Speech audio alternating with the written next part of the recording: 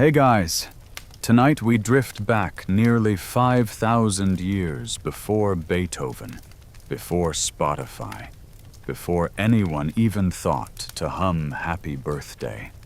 You find yourself standing on the baked earth of ancient Sumer, where the air smells faintly of clay and incense. The sun has just fallen behind the ziggurat, and the first faint notes of a lyre float through the warm evening. It's not a concert, it's a healing. The Sumerians believed sound could mend what medicine could not, and tonight you're about to see what that meant. You walk slowly toward a gathering near a temple courtyard. A priestess adjusts the strings of a golden lyre carved with lapis lazuli inlays. Nearby, someone softly taps a small drum made from goat hide. The rhythm is patient, heartbeat-like. You can feel it in your chest before you even get close. To the Sumerians, music wasn't entertainment. It was medicine for the unseen parts of the human self. Illness, in their worldview, wasn't just physical. It was a disturbance of balance, a quarrel between your body, your soul, and whatever divine force you happened to upset this week. Their solution? Tune the chaos back into harmony. Sound familiar? It's basically a 3000 BCE version of sound baths, except with fewer yoga mats and more clay tablets. Historians still argue whether the Sumerians understood acoustics in a scientific way or simply observed its effects. What we do know is that their cuneiform tablets mention music alongside healing rites. Some tablets even describe chants used to drive out sickness-causing spirits. Others list musical tones associated with different gods like Nana, the moon god, whose soft hymns were said to cool the fever of the mind. You sit cross-legged among the crowd. A woman begins to hum, her voice steady and low. She's singing in Sumerian, a language as old as written history itself. You don't understand the words, but you don't need to. The melody glides like water. Around you, people close their eyes. Some sway gently. The tone deepens, vibrating through your bones. This isn't just ritual, it's emotional regulation, 4 millennia before anyone coined the phrase. The priestess strums slowly, and the tension in the crowd loosens. Sumerians believed that when people sang together, their breath became one, their spirits aligned, and the invisible melamthy aura of divine energy flowed freely again. It's an ancient take on collective therapy. Nearby, a boy offers you a clay cup of barley beer. You sip it, it's sour, warm, not terrible.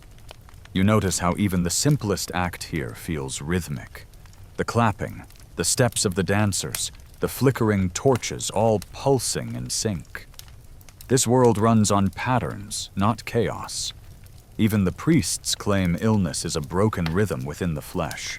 Archaeologists once uncovered fragments of a musical notation system in Sumer, the earliest known in human history. Imagine that. Before alphabets, before empires, someone bothered to write down how to play a tune. The Hurrian hymn number 6, found in Ugarit centuries later, owes its existence to this Sumerian habit of recording sound. Without their obsession with harmony, your modern playlists might not even exist. You lean back, letting the sound wash over you. Somewhere deep inside, you start to feel what they must have felt. That invisible click, when something out of tune within begins to settle. You're not sure if it's divine healing or just the power of collective calm, but it's working. A gentle breeze carries the scent of baked reeds and the distant Euphrates. The lyre fades to silence. The priestess lowers her hands. The crowd stays quiet a few seconds longer, savoring the stillness.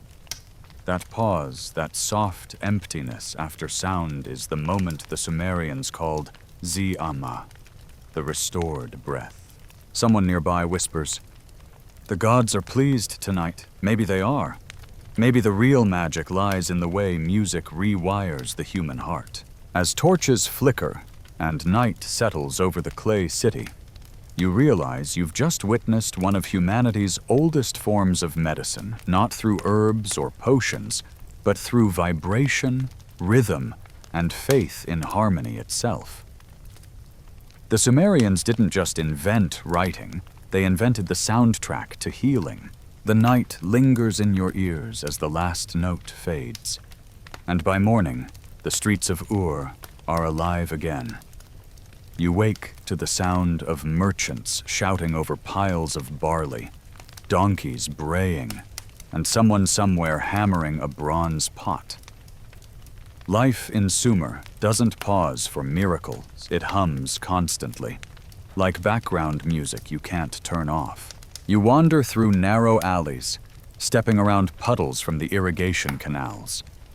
Ahead looms the temple district, its ziggurat tiered like a massive staircase to the heavens. This is the center of everything: the market, the government, and the music. Inside these temples, the Sumerians didn't separate prayer from song. Both were considered offerings of vibration to the gods. You enter the temple courtyard where musicians are setting up for the morning ritual. A group of women, dressed in linen dyed with crushed lapis, hold harps taller than themselves. Nearby, a boy polishes a silver flute. Every movement is purposeful, as though the instruments themselves deserve reverence. The air buzzes softly with the anticipation of sacred sound.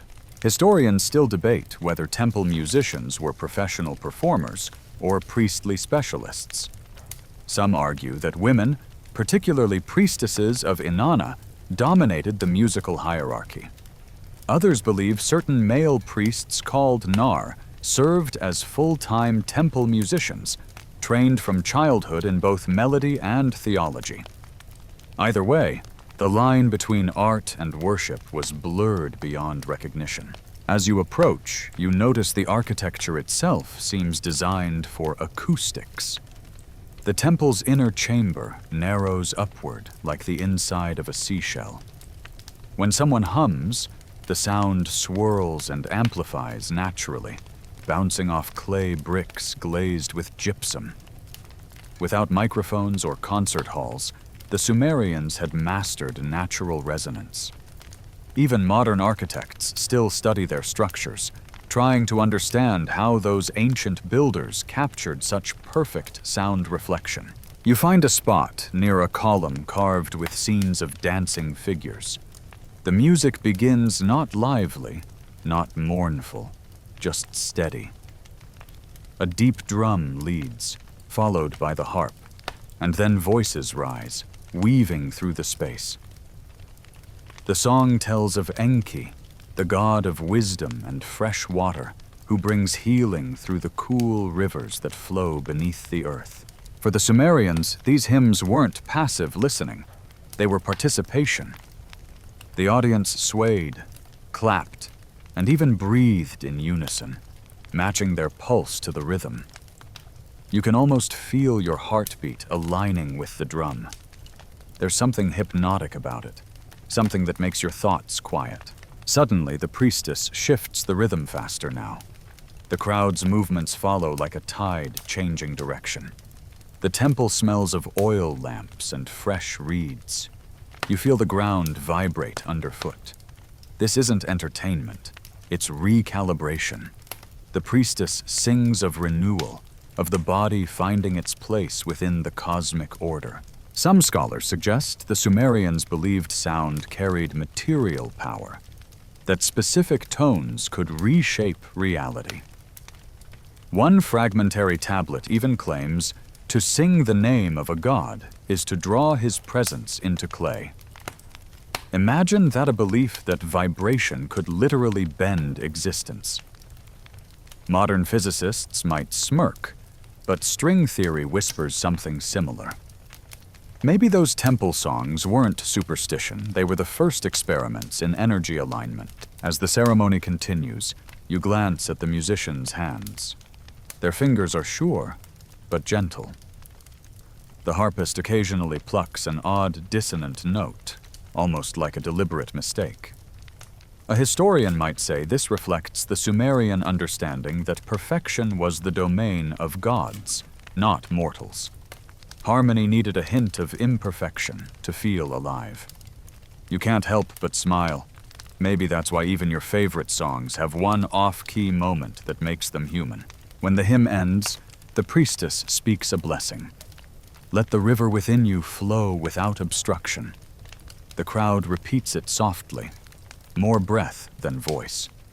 For them, healing isn't an act. It's a constant process of retuning. Outside the temple, the sounds of the city resume, the thump of potters' wheels, the chatter of traders, the splash of water from the canals. But something feels different. The chaos no longer grates. It hums in harmony, as though the world itself has joined the temple song. You walk back into the sunlight, squinting. The mud brick walls shimmer in the heat. Somewhere behind you, a new chant begins low, steady, patient. It follows you down the street like an echo. Later that afternoon, you sit beside the Euphrates, watching reeds sway in rhythm with the wind. The same breeze that rustles the riverbank once carried songs to the gods. You realize that for the Sumerians, music wasn't confined to the temple. Every sound, the wind, the water, even a donkey's bray was part of the grand composition. Life itself was the orchestra. You close your eyes. The river hums, the world vibrates, and for a fleeting moment, you sense why they believed sound could heal. Because when the universe hums, and you hum back, there's no difference between you and it. Only resonance. The next morning, you wake to the faint plucking of strings outside your clay dwelling. A musician is tuning her lyre, twisting the pegs with the same focus a surgeon might give to a pulse. You step outside into the rising heat of Sumerian daylight, already thick, already shimmering. The air smells faintly of baked bread, dust, and the metallic tang of bronze. Her lyre is beautiful. It gleams with gold leaf and deep blue inlays of lapis lazuli imported from faraway Afghanistan. Carved bullheads guard each side of the frame, their eyes fixed forward like sentinels of melody. The strings are gut, stretched tight. When she strums one, it sings like sunlight on water. This is no ordinary instrument. The Sumerians believed such tools were divine technology extensions of the gods themselves. To them, sound wasn't an accident. It was order made audible. The lyre, the drum, the flute, each carried its own spiritual resonance. The drum's heartbeat anchored life. The flute's breath mirrored the wind gods. The lyre linked heaven and earth, vibrating like the invisible thread that tied mortals to the divine. Historians still argue whether these instruments were played solo or as ensembles, but clay reliefs from Ur show groups of musicians performing together, sometimes alongside dancers and priests. Archaeologists have even reconstructed playable lyres from royal tombs, one of which, the Queen's lyre, was discovered in the grave of Puabi. Imagine standing beside a golden harp that once lulled kings to sleep, or called spirits to heal the sick. The musician before you adjusts a string, then gestures for you to listen. She plucks 2 notes. They linger, soft but confident. This one, she says in Sumerian, is for the liver, the seat of the soul. You blink. She explains, almost matter-of-factly, that each string corresponds to a body part. The lyre is an anatomy of sound. It's easy to laugh, but modern researchers have found similar concepts in ancient Chinese and Greek medicine, tones tied to organs, scales linked to moods. Maybe the Sumerians were onto something. Maybe healing through vibration wasn't mystical nonsense, but an early form of frequency therapy. She begins to play. slow, deliberate. A repeating phrase that rises, then falls, like waves lapping a riverbank. The melody feels old, circular, infinite. You start to feel it in your bones again, that hum, that invisible tuning. You wonder whether your pulse has adjusted to the tempo, or if the music has adjusted to you. A small crowd gathers. One man closes his eyes, hand on his chest. Another hums quietly along. No applause, no performance anxiety, just shared resonance. The musician seems less performer than mediator, balancing unseen currents between people and gods. Nearby, an older man beats a frame drum. Each thump lands exactly when your breath leaves your lungs. The rhythm grows more complex, then eases again, like an argument resolved. Historians still debate whether these interlocking patterns were notated or memorized, but evidence suggests that Sumerian musicians learned through apprenticeship watching, repeating, feeling until rhythm became instinct. The lyre's sound deepens as the sun climbs. A pair of temple children run past with clay tablets balanced on their heads. You catch a glimpse of cuneiform etched in neat lines. Could they be musical instructions? Some archaeologists think so. Tiny wedge-shaped symbols indicating intervals, rhythm, perhaps even tempo. The world's first sheet music, written not for concerts but for ceremonies of healing. As the song winds down, the musician wipes her brow and smiles faintly. When the gods gave us instruments, she says, they gave us the way back to peace. Her words sound rehearsed, maybe passed down through generations of teachers. Still, they land somewhere deep. She lets you hold the lyre. It's heavier than it looks. You strum a single string, clumsy, hesitant. The vibration crawls up your fingertips into your chest. She laughs softly. That's the one for the heart. Don't play it too fast. You both sit on the stone steps. A stray dog flops in the shade. The conversation drifts from instruments to life. You learn that musicians here aren't quite commoners, but not nobles either. They're something in between. Guardians of emotional balance. The city needs them like it needs irrigation canals. Without them, spirits stagnate. She tells you of a temple ensemble that plays for childbirths, of flutists who accompany funerals, of drummers who lead processions for new harvests. Every event, every transition has a soundtrack. To live without music, she says, would be like trying to breathe without air. As evening approaches, you follow her to the temple for another ritual. This one honors Ninkasi, goddess of beer. The ceremony includes chanting, rhythmic stirring of fermenting vats, and naturally a lot of drinking. You half expect karaoke, but instead, the songs are gentle, repetitive, almost lullabies. They thank the goddess for joy, for relief, for helping people forget pain just long enough to heal. A small tablet nearby bears an inscription. He who sings for Ninkasi wakes free of sorrow. The priest beside you nods.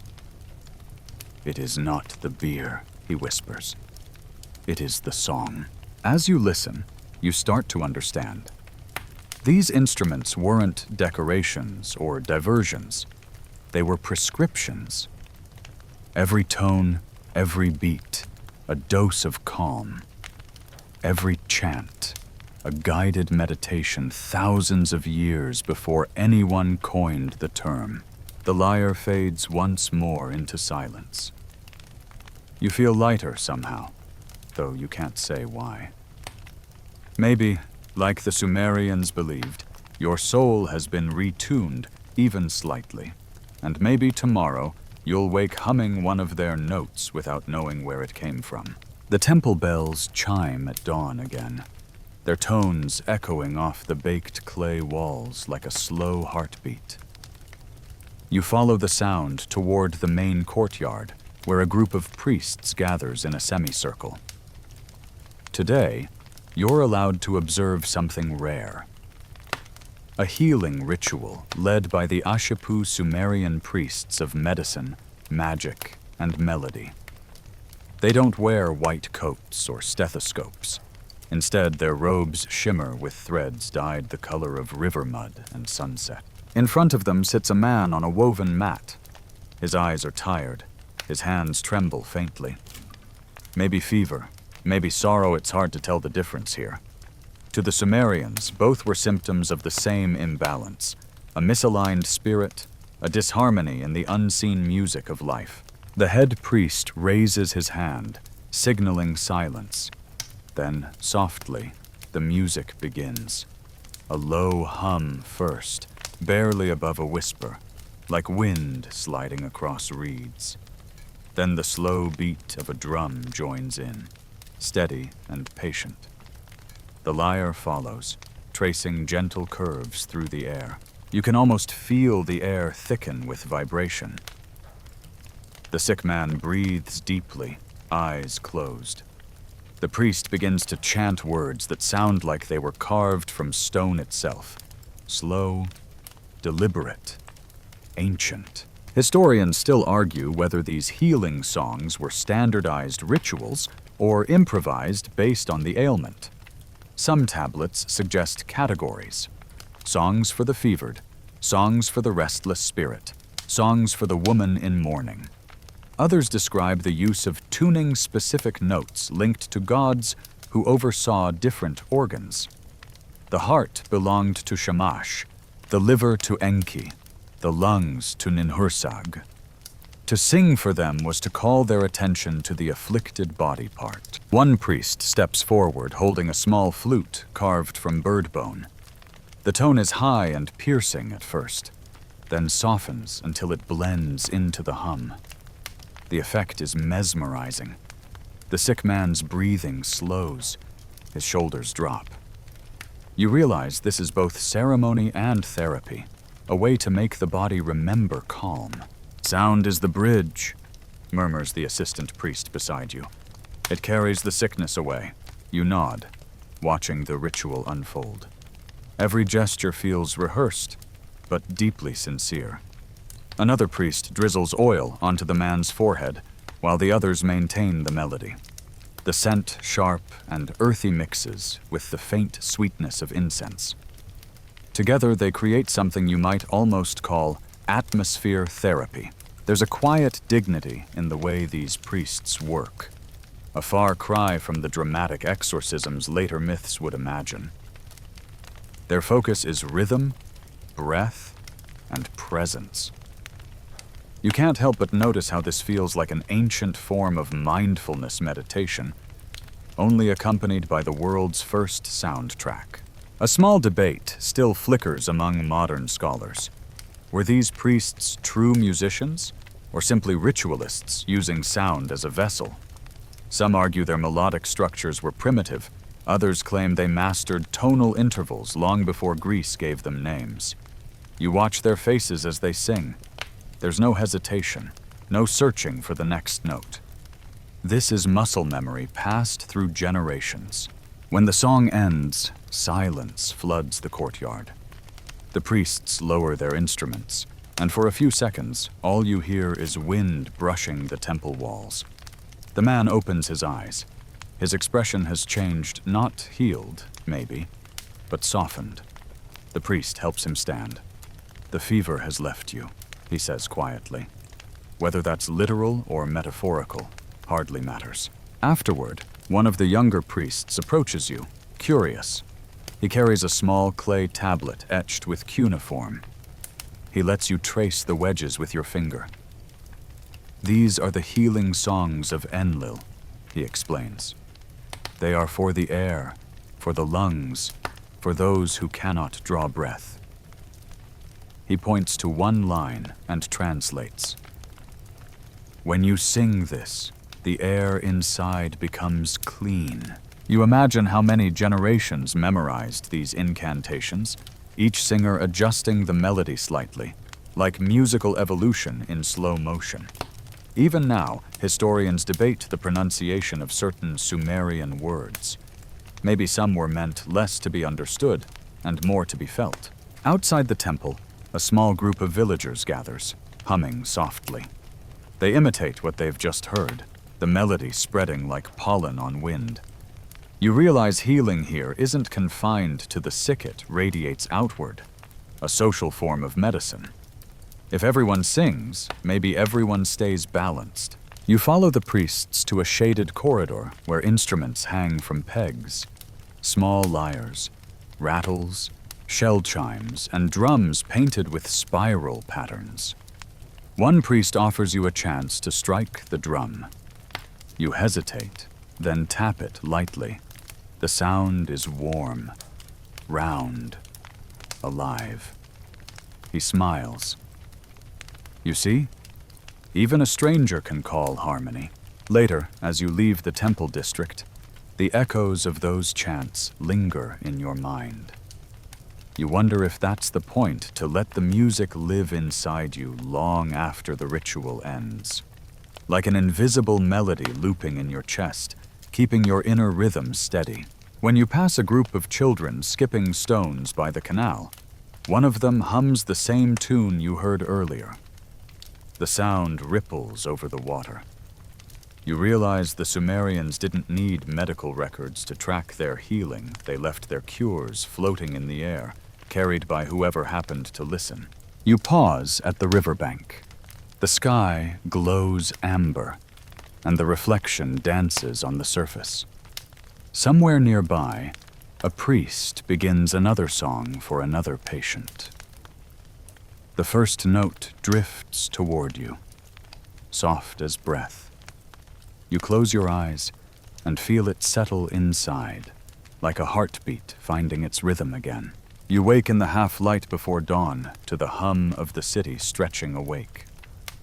The air feels thick, but there's a current in it, a vibration, like the world is quietly tuning itself. Somewhere beyond the walls, a group of musicians is already rehearsing. You follow the sound through the twisting lanes of Ur until you reach a small open courtyard filled with instruments and the smell of crushed reeds. This isn't a temple. It's a workshop part school, part rehearsal hall, part recording studio of 3000 BCE. Young apprentices squat near the walls, copying symbols into wet clay tablets. An older musician with silver hair inspects their work, occasionally correcting a stroke with a pointed reed stylus. You sit quietly, pretending to belong. Today's lesson isn't about playing notes. It's about listening. The master claps his hands once and says something in Sumerian that roughly translates to, "The song begins before the first sound." The apprentices close their eyes. A single harp string rings out thin, pure, deliberate. Then silence again. You can almost feel them measuring the gap between sound and stillness. To the Sumerians, silence wasn't empty. It was the canvas where the gods painted meaning. They believed that emotions existed as waves inside the body, and music, if played correctly, could align those internal vibrations. You've probably felt it too, that moment when a song syncs perfectly with your mood, and suddenly your chest loosens. Same thing, just minus the clay tablets and goatskin drums. The apprentices begin to play in turns. One plucks a hesitant melody, another joins with a reed flute. The harmony isn't perfect, but it's warm. The teacher nods approvingly. He reminds them that music, like life, is about balance. Too much tension, and you create pain. Too little, and nothing stirs the heart. Historians still debate how much of Sumerian emotional philosophy was tied to their music. Some suggest that their entire understanding of psychology came from observing how sound changed people's behavior. They even had a wordsy sag meaning heart spirit, where thoughts and feelings were stored. A sick heart didn't mean heartbreak. It meant a literal emotional misalignment. The master claps again, signaling a break. The students relax, laughing softly. You overhear two of them discussing dream songs melodies believed to appear in sleep, sent by gods or ancestors. They argue about whether these songs should be written down or left to drift back into the ether. One insists that writing traps the spirit. The other claims it preserves its power. Historians still argue the same thing about oral traditions today. As they speak, the master kneels beside a small altar adorned with polished stones. He picks up a conch shell and blows across its opening. The note is low and haunting, spiraling through the courtyard like smoke. He explains, half to himself, that this sound mimics the wind through temple corridors, the breath of Enlil, god of air. It's not for melody, but for memory, a reminder of the connection between nature's sound and the soul's calm. You notice something else. Every player seems attuned not just to their instrument, but to one another's breathing. When one exhales, another strikes a note. When one laughs, the rhythm shifts slightly. The entire space feels alive, responsive. The master turns to you suddenly. You listen like a priest, he says with a faint grin. Would you try? He offers you a small hand drum. You hesitate, but take it, tapping cautiously. He nods. Good. Now breathe. Don't chase the rhythm, let it find you. You fall into the pulse, slow, steady, almost hypnotic. The others join in. The courtyard transforms into a cocoon of sound. No one is performing. Everyone is participating. You lose track of time until the final note dissolves into the morning air. Afterward, they share bread and date syrup. One student hums absent-mindedly, the melody looping like background music to daily chores. You realize that for them, music doesn't stop when the instruments rest. It bleeds into every task, grinding grain, patching nets, sweeping courtyards. Life is one continuous song. Later, the master leads you through a small archive room lined with tablets. He runs his fingers across one, smiling. Here, he says, is the song of the restless heart. If you play it right, sadness sleeps. You ask what happens if you play it wrong. He shrugs. Then sadness dances. Outside, the sun climbs higher, spilling gold over the rooftops.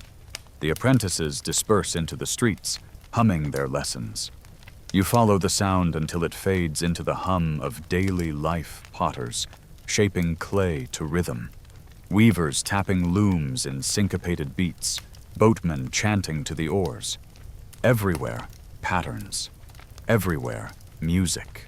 You stop by a market stall where a woman sells bundles of herbs. She's softly singing to herself, something repetitive and sweet. When you ask about it, she smiles. It keeps the basil from wilting, she says. You can't tell if she's joking. As you walk away, you catch yourself humming too. Maybe that's how it worked. Music seeped into everything until even silence carried its echo. The Sumerians didn't just use songs to heal. They used them to remind themselves that life, like melody, only makes sense when you keep moving in rhythm.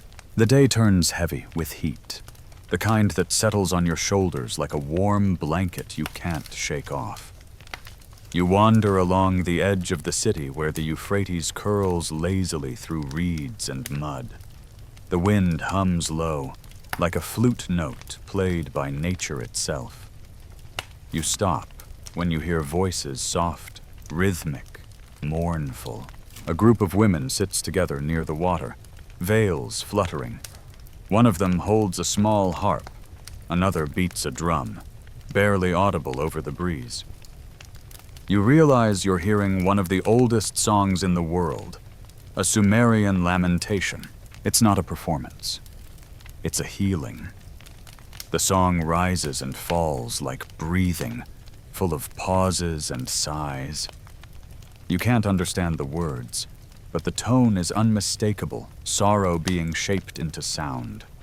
This is music for grief, not to erase it, but to carry it more gently.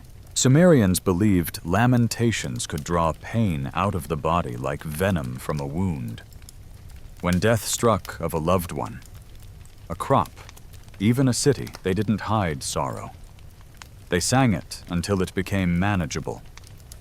Historians still argue whether these laments were written by professional temple poets or passed down through families. But every version carried the same idea. Suffering becomes bearable when shared in rhythm. You listen as one woman takes the lead, her voice quivering. The others echo her words, each repetition softening the ache. The harp joins in, its notes fragile as spider silk. The drum heartbeat beneath it never falters. In modern terms, you could call it group therapy.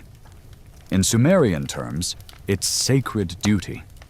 The act of mourning aloud honored both the dead and the living. Even kings were said to commission lamentation singers to cleanse the city's grief after war. Some tablets describe royal laments lasting 7 days, complete with choreographed weeping, ritualized sorrow designed to restore balance between humans and the divine. The oldest surviving example, the Lament for Ur, mourns the destruction of this very city. Archaeologists pieced it together from fragments, each line trembling with heartbreak. Its people groan, its walls lie silent, its gods have departed. But even in despair, the poem ends with hope, a promise that music will bring the gods back when the people remember their song. One of the women notices you watching. She gestures you closer. You sit among them, unsure what to do. She hands you a small clay rattle. "Shake when your heart tells you," she says in simple Sumerian. So you do. The rhythm catches you, pulls you in. Soon you're part of the pattern, part of the shared exhale. The melody swells. The harp plays a descending line, like tears sliding down a cheek. The voices grow quieter, softer, then dissolve entirely into the wind. No applause, just a long communal silence that feels sacred. When it's done, the woman beside you smiles faintly. "It's lighter now," she says, touching her chest. You can feel it tooth tension leaving your own body, the ache you didn't realize you carried easing into calm. Maybe this is how healing really works, not by erasing pain, but by giving it somewhere to live outside of you. Historians still debate whether lamentations were purely religious or had social purposes. But some scholars note how they also served as archives of emotion, recordings of collective memory. Each time people sang of loss, they preserved a fragment of history, transforming grief into continuity. As the group disperses, the leader places her harp gently on the ground and sprinkles a few drops of water onto it. "For the river spirits," she explains. "They carry the sadness away." You linger by the water's edge after they leave. The river laps against the bank, keeping its own rhythm. You think of all the laments sung here across centuries, each one a bridge between the living and the gone. The reeds sway in time with the current, whispering a melody too soft to catch, but too constant to ignore. You take a slow breath. Somewhere deep inside, the earlier hum from the temple returns, but it's changed now, warmer, quieter, threaded with acceptance. You realize you've been part of 2 very different kinds of healing. One for the body, one for the soul. Both rely on the same medicine sound. As dusk settles, a soft chorus begins again somewhere upstream. The women are singing another lament, maybe for someone you'll never know. The tune floats over the water, finds your ears, and settles like a lullaby. You close your eyes. The pain of strangers, turned into music, feels oddly comforting. You lie back on the grass, staring at a sky the color of old copper. For a moment, you think you hear faint lyres in the distance, the same ones that played last night. Maybe grief Like music, never disappears, it just changes key. The sun creeps up slow and molten, painting the river gold. You follow its light back toward the heart of Ur, where the temple district buzzes with the rhythm of early rituals. Today feels different, more purposeful, more focused. You're here to witness something rare, even by Sumerian standards, a musical treatment for physical pain. Inside the temple courtyard, the air hums with low vibration. A man lies on a woven mat, his leg wrapped in linen soaked with herbs. He grimaces slightly, sweat beading on his forehead. Around him stand 3 priests, one holding a drum, one with a lyre, and another ready to chant. The head priest, an older man with deep lines across his face, motions for silence. He places his hand just above the man's leg, not touching, simply sensing. Then he nods once, and the music begins. A single, deep drum beat. Then another. Slow, consistent. You feel it through your feet. The rhythm mirrors the man's breathing, uneven at first, then gradually sinking. The lyre joins in with a soft, circular melody that rises and falls like waves. It's hypnotic, repetitive, like the musical version of a heartbeat steadying after panic. Historians still argue how literal the Sumerians were about music's healing power. Some claim they saw it as divine energy vibration, as medicine. Others think it was a psychological technique, calming the nervous system before anyone had a name for it. Either way, the result is the same. The man's breathing slows, his shoulders ease, and the grimace fades from his face. The chanting priest begins to sing words you can almost catch. Something about Enki, god of water and wisdom. Flow through the veins, wash away the heat, he murmurs, voice low but commanding. The others hum beneath his tone, layering sound like waves colliding in perfect timing. You can't help noticing how rhythmic everything is, the drumming, the priest's breathing, even the flicker of the oil lamps nearby. It's as if the temple itself is alive, vibrating in sympathy with the music. The Sumerians believed illness came from blockage of blood, of spirit, of energy. Music, they said, was the key that reopened those channels. You watch the patient's hand twitch once, then relax. When the priest touches his forehead, you almost expect to see light pulse from his fingertips. Another priest begins tapping a frame drum in a quicker pattern, 3 beats. Pause. 3 beats again. It sounds like footsteps approaching. The chanting rises slightly, as though calling someone unseen. You remember hearing earlier that each rhythm was thought to correspond to a god's attention span. Too slow, and the deity would lose interest. Too fast, and it might irritate them. Healing, apparently, required divine patience. The man's breathing evens out completely. He's not asleep, but he's somewhere between wakefulness and dreaming. The priests glance at one another and nod success. They lower their instruments and sit quietly. The only sound left is the steady trickle of water from a nearby basin. His pain will ease by morning, the head priest says softly. The body listens when the spirit does. You help carry fresh water to refill the basin. The head priest watches you curiously. You listen deeply, he says. Do you play? You shake your head. He smiles. Then you already play. Every heartbeat is a drum. Later, you sit outside the temple wall as he joins you. He tells you stories of other cures women who found strength to give birth after listening to flutes, soldiers whose wounds closed faster when sung to each night. Historians might raise an eyebrow, but you can tell he believes every word.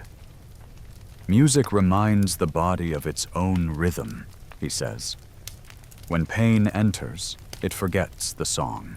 You ask if all illnesses can be treated with music. He chuckles. Not all. Some require herbs, others rest, others time. But even then, we sing. He tells you that every temple keeps its own musical catalog. Songs for fever, songs for burns, songs for snake bites. Each is tested over generations, refined by priests who note subtle differences in tone and tempo. It's as close as ancient medicine comes to peer review. As afternoon light slants across the temple floor, you notice a small clay plaque embedded in the wall. Carved into it are 3 lines of cuneiform. The sound of the drum drives out the fever demon. You can't decide if it's poetry or prescription. Probably both. The priest invites you to strike the drum once, for balance. You do. The sound fills the chamber, round and pure. He nods. You see? Even strangers can make harmony. Outside, merchants call from the market. Someone laughs. A child runs past humming the same chant you heard inside. Maybe it's coincidence. Maybe the sound carries more than anyone realizes. As night falls, you return to the riverbank. The moon ripples in the current, glowing pale silver. Somewhere in the distance, you hear another drum faint, but steady, as if the city itself is breathing in rhythm. You lie back on the cool earth and listen. Your heartbeat finds the same tempo. For the first time in days, you feel perfectly aligned. Historians still argue whether that alignment is mystical or biological. But as the wind hums through the reeds, you realize the debate doesn't matter.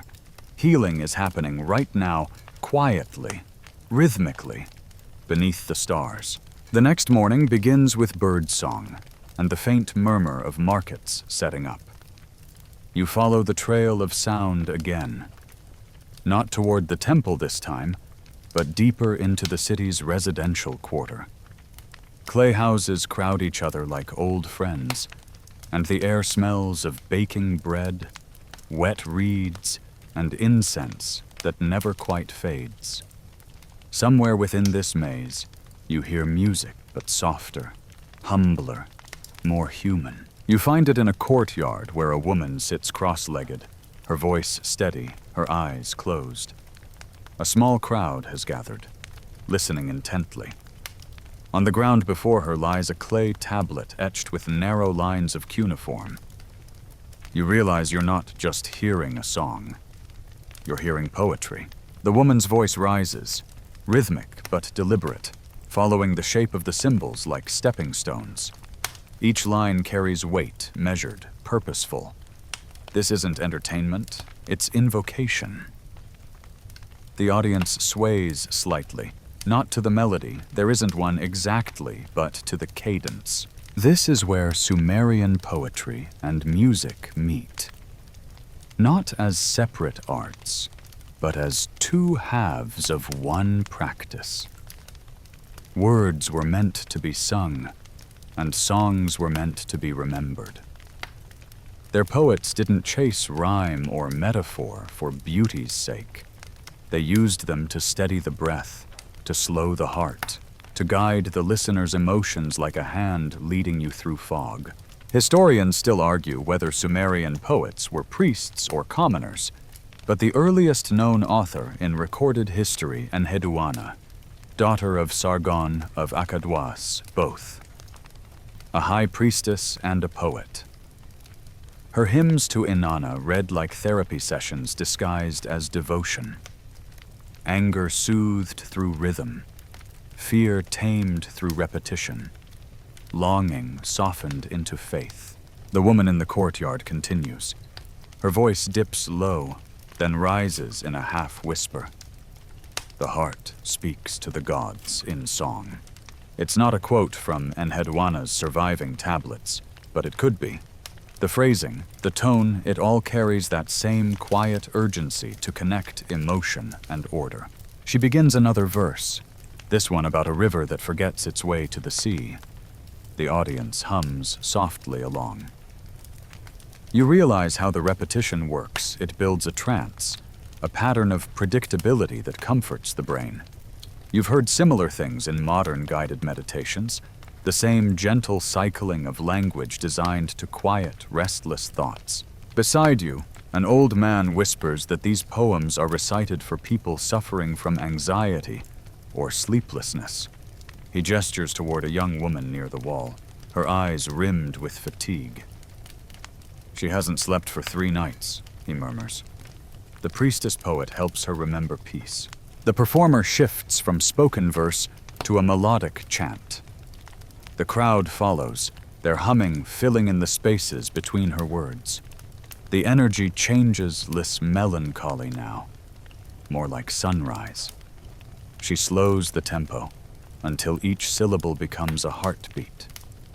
You can almost feel your breathing align with it. There's a strange intimacy in this ritual. Unlike the grand temple music, this is small-scale, domestic, personal. The Sumerians didn't confine healing to sacred spaces. They brought it home. Scholars have found tablets describing lullabies for children, chants for lonely wives, verses for calming disputes between neighbors. Everyday wellness set to rhythm. The performer finishes the final stanza, then exhales deeply. The young woman opens her eyes. For the first time, she smiles faintly. The crowd disperses quietly, no applause, just nods of understanding. The poet rolls up her tablet in cloth, as though tucking away a living creature for safekeeping. You approach her, curious. "How do you know which poems heal?" you ask. She looks at you for a moment, then taps her chest. "They tell me," she says simply. "When the words are right, my heart stops shouting." You think about that as you walk away, the words echoing in your mind. Maybe healing isn't about knowledge at all, but resonance. When a sound, or a phrase, or a breath matches something deep inside you that's been off-key too long. Historians still debate whether Sumerian poetic rhythm was counted in beats or breaths, but anyone listening here can feel it's both. The verse controls time itself. For those few minutes, grief and joy keep perfect tempo. Later that night, as the city quiets, you hear faint singing again from the same courtyard. The melody drifts through open windows, blending with the chirp of night insects and the rustle of palm leaves. It sounds almost like a heartbeat, stretched across the city, steady, patient, eternal. You close your eyes, lying on your mat. The poetry hums somewhere between your ears and your chest. You don't understand the words, but you don't need to. They've done their work. Your breathing slows. Your mind quiets. The Sumerians would say your your heart spiritus finding balance again. In a world without headphones or playlists, they built the same sanctuary we still seek before sleep. A voice, a rhythm, and the reassurance that even in chaos, something is humming you back into harmony. By now, you've spent enough days in Ur to notice something subtle yet undeniable. The city itself sings. The river gurgles in rhythm with the market vendors' chants. The steady pounding of grain mortars sounds like percussion. Even the clatter of carts against stone has a certain meter. You realize the Sumerians weren't exaggerating when they said music held their world together. It literally surrounded them. This morning, the city's hum feels louder, fuller. You follow the sound to the public square, where a gathering is forming. A scribe stands on a raised platform holding a clay tablet while a small ensemble of drummers and flutists waits nearby. Beside them, a local magistrate greets citizens. It seems ordinary, some kind of civic announcement, but then the drums begin, and you realize it's more than that. It's a song of harmony. The Sumerians used music not only for temples or private healing, but to keep social life in tune. Festivals, proclamations, even law readings were set to rhythm. They believed that when people spoke or listened in unison, conflict diminished. Arguments softened. Trade went smoothly. If you've ever noticed how a good song can make strangers sway the same way, you get it. The magistrate raises his hands as the drumming settles into a calm, looping beat. The scribe begins to chant from the tablet. Not poetry, not prayer, but city ordinances, tax rates, water schedules, and market rules. It should be boring, but the rhythm makes it hypnotic. The crowd nods along, occasionally repeating key phrases. You think about modern national anthems and realize this is the same idea law as melody, obedience as harmony. Historians still argue whether Sumerian officials consciously used music for social control or simply enjoyed its efficiency. One clay fragment records a curious experiment. When disputes in the marketplace grew heated, priests ordered flutes to play over the arguments. Supposedly, tempers cooled faster than when guards intervened. Maybe the sound reminded people they shared the same air. As the crowd disperses, a group of farmers begin singing work songs, each line timed with the swing of their hoes. Children imitate them with sticks, laughing. The synchronization is contagious. Even a stubborn donkey starts walking in rhythm with the drumbeat from a nearby stall. You can almost see the invisible threads connecting everyone a city in tune with itself. Later, you meet a young musician named Lugal, who performs at weddings and harvest festivals. He tells you that musicians were often hired not just for entertainment, but as social mediators. When people argue, he says, we play a slow rhythm. They breathe together, and the anger leaves. You raise an eyebrow. And if it doesn't? He grins. Then we play louder. He explains that certain intervals were considered peace tones. Archaeologists have found notations suggesting pentatonic scales similar to those used in Chinese folk music, built to avoid dissonance. The Sumerians instinctively preferred balance. We don't sing to impress, Lugal says. We sing to agree.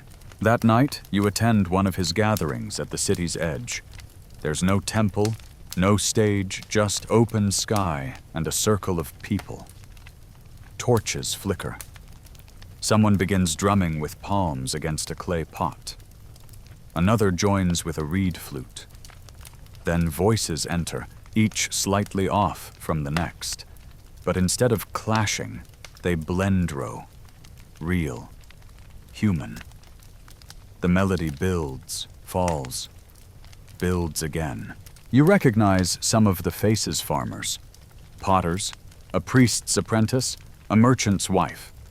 People who might never share a meal now share breath. The song's refrain repeats every few bars.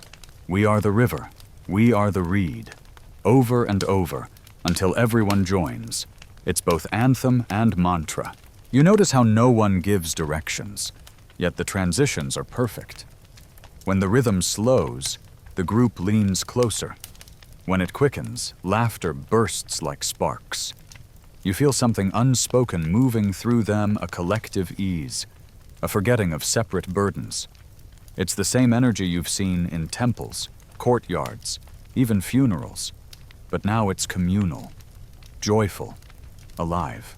Historians might label this proto-therapy through synchronization. You call it belonging. Every society needs something that reminds its people they move to the same pulse. For Sumer, that was music. As the night deepens, Lugal invites you to clap along.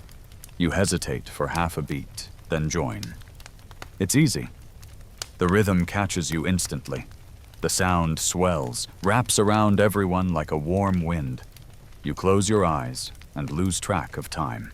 When the last note fades, the silence is enormous, but not empty.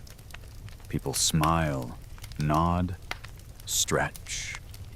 No speeches, no farewells, just contentment. The group disperses like ripples after a pebble drops slowly, peacefully. You linger beside the dying torches. Lugal approaches, wiping sweat from his brow. "The city sleeps better after nights like this," he says. "When the songs stop too long, even the dogs fight." You laugh softly, but his tone isn't joking. "Harmony," he adds, "isn't just between strings. It's between hearts." As you walk back through the dim streets, the echoes of the gathering still hum in your chest. The laughter, the drumbeats, the shared breath, it all lingers like aftertaste. Somewhere above, stars shimmer faintly over the ziggurat. For the first time, you feel like you belong to this ancient city. Not as a visitor, but as another note in its endless song. Hey guys, tonight we drift one last time through the dusty streets of Ur, the city of clay and light, where the wind carries a hum older than history itself. The torches burn low, the Euphrates glitters like liquid bronze, and somewhere in the distance a single note lingers, soft, patient, eternal. You probably wouldn't survive a Sumerian summer. Honestly, too hot, too few bathrooms, but for now, you're here, in the cradle of sound, where music itself was born as medicine. You walk through the narrow lanes, past sleeping donkeys and baskets of grain, until you reach the edge of the temple terrace. The priests are gone. The instruments hang silent on the wall, their strings loose from the cool night air. The city exhales, and you realize you've been part of its rhythm all along. You think back on what you've seen. The priests humming over the sick, the women singing their laments beside the river, the poets guiding restless hearts with words that breathed peace, the musicians gathering crowds to dissolve quarrels into laughter. Each scene, a verse in one long, continuous song, the music of balance, of healing, of remembering what it means to be alive. Historians still argue whether Sumerians really believed sound could cure disease, or whether it was just ritual placebo. But that debate misses the point. You've felt it, the calm pulse under every chant, the quiet alignment when many hearts move as one. Even today, we chase that same vibration in playlists and white noise machines, pretending it's new. It's not. It's ancient. You sit on a worn step and look up at the stars. They shimmer faintly, reflected in the slow river below. You imagine Enheduanna herself once doing the same, listening for the spaces between words, trusting the silence as much as the sound. A young boy passes carrying a small clay flute. He stops, notices you, and plays a single phrase 5 notes, rising and falling.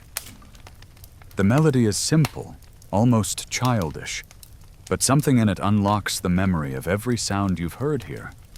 You smile. "What song is that?" you ask. He shrugs. "Just the one my mother hums when she works." Then he walks away, the tune trailing behind him like a ribbon of air. You realize that's how it always happens. Healing doesn't end with ritual, or template keeps moving through small things. A child's hum, a craftsman's rhythm, the cadence of your own breath. The Sumerians didn't invent peace. They just learned how to hear it. You close your eyes. The city fades into quiet.